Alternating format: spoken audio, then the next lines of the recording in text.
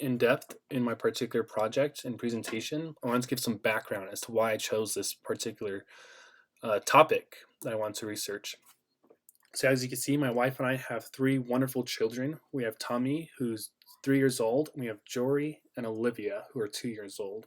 They're absolutely wonderful. But part of the process of anyone having kids is the hospital stage, or is where they choose which hospitals to give birth in.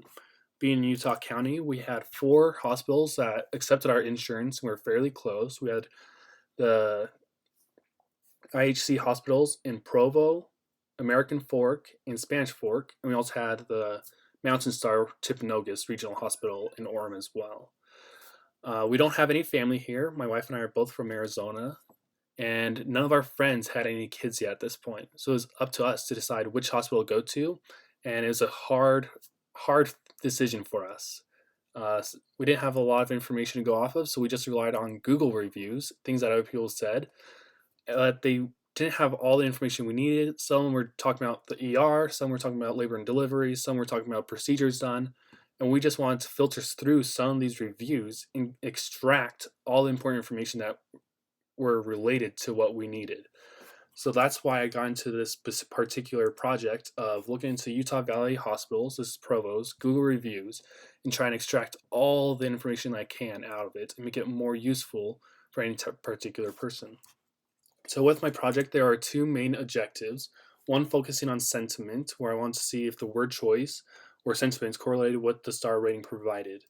And this will be important for some of the evaluations I'll be doing to make sure that what people are typing or writing down actually correspond to the star rating that they're providing as well. And then there's also the classification, or I want to see what category or topic the reviews fit into. And this is important for the segmentation for the reviews.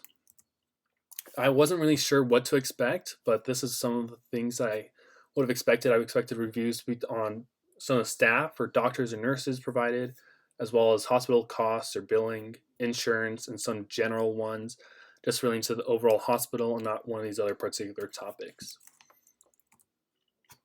Once again, the reason why this is so important is because I want to take these generic reviews and make them more specific. I want to extract all the information that I can out of them and make them more useful to any particular person.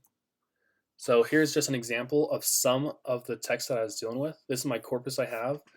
I have the author on the left, the review body or the review left by the individual, and the review rating being 1 to 5 stars, 5 stars being this is great, 1 being this is horrible. Right off the bat, I hope some of you could realize that some are empty, and unfortunately, I wasn't able to include this in my analysis because natural language processing is difficult to do when there is no words. Some of these reviews are talking about the doctors, the nurses, the staff. Others talking about like kidney stones, procedures, bill, insurance, ER.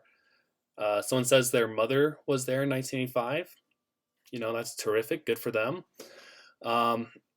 What I wanted to do is segregate these reviews into their own categories or topics to make them more useful. Some of the toolkits and programming languages that I use for this analysis, I use Python in Google Colab, their IPy notebook file. I also use NLTK, which is the natural language toolkit provided in Python. And as part of that, I also use Vader, which is VADER, not AR, not to confuse with Darth Vader. I used to use Matplotlib, Seaborn for some of my visualizations. I also use something called GenSim and PyLDAVis for some of my documents classifications and breaking them up into different topics. So for the sentiment, here's just an example of some of the reviews I had. You'd expect the sentiment scores range from -1 to +1, negative being negative reviews, and then the positive one being extremely positive. Neutral is more towards 0. So you'd expect reviews that are positive, or 4 or 5 stars, to be more positive in sentiment, which we received. More negative ones, like 1 stars, to be more negative in their sentiment. And then more neutral review ratings to have more of a neutral sentiment. Here's the histograms or the distributions of the sentiment scores, once again ranging from -1 to +1. and then the star ratings that the individual left behind, ranging from 1 to 5. And right off the bat, you can see that they do follow a similar U-shaped curve where there's a divot in the middle of both graphs. And then I've also provided a scatter plot of the analysis as well. For my correlation, I chose to go with the Spearman R coefficient. The reason I chose this is because the data is not normally distributed. So I had to use a rank sum test in order to make my statistical analysis valid. And I was provided with a Spearman R of 0.72, means they're highly correlated, which we've expected. We've expected more positive review ratings to have a higher sentiment score, and more negative reviews to have a lower sentiment score as well. For the classification, before I could go too far, I want to do some text cleaning. For that, I got rid of some of these stop words or filler words like this is a, and like I, the. Some of these stop words in red I eliminated and just focused on these words in black, the more important course words. That way they didn't affect my counts or weights to word distributions. And I used Gensim, Spacey, and NLTK for that. After I got rid of some of these stop words, I also went through a stemming and lemmatization process. What that means is it's making words more, taking words from plural to singular and changing them all to present tense. So you'll have changes in words like are or was, were, all change to be.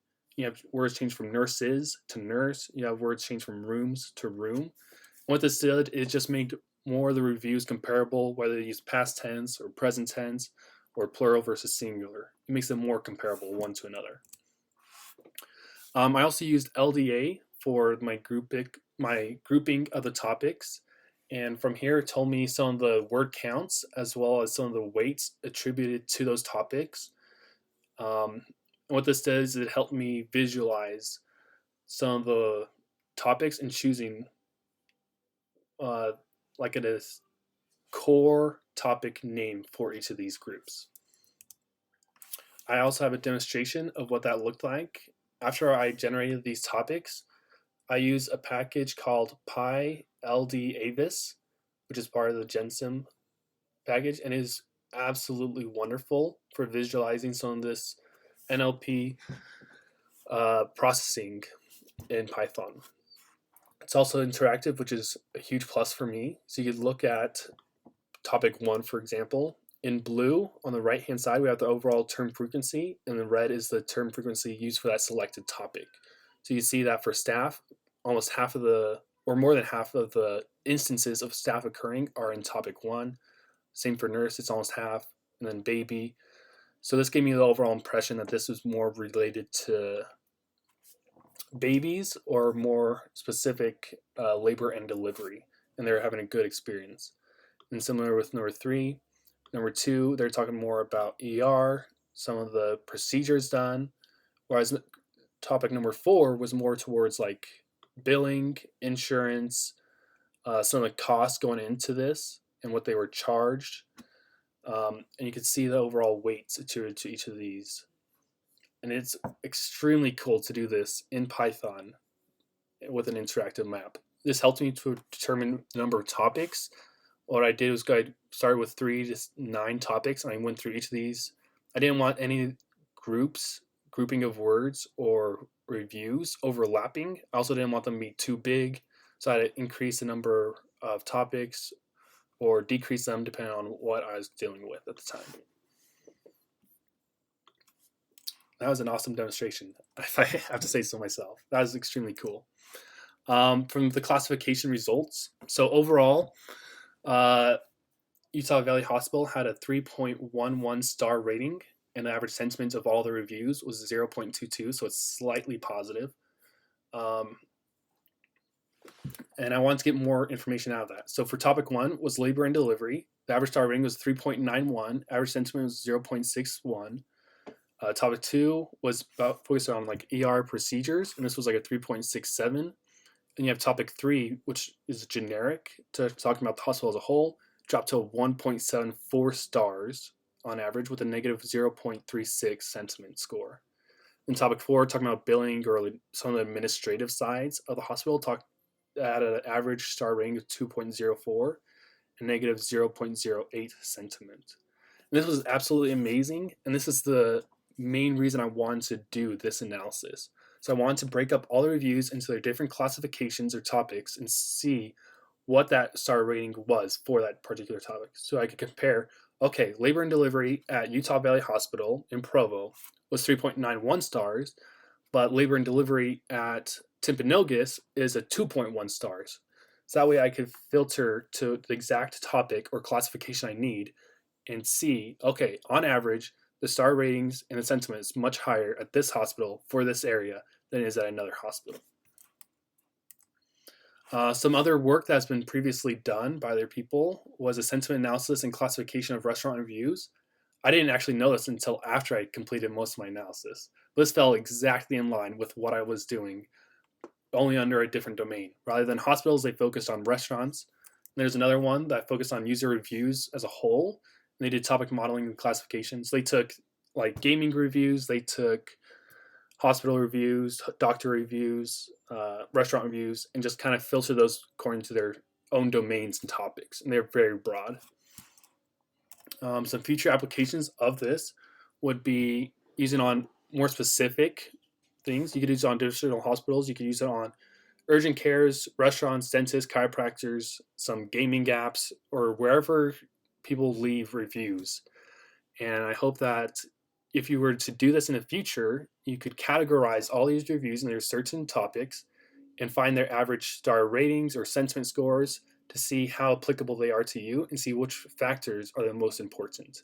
That we can actually compare one hospital to another and make it more informed decisions that are pertinent to you. Thanks.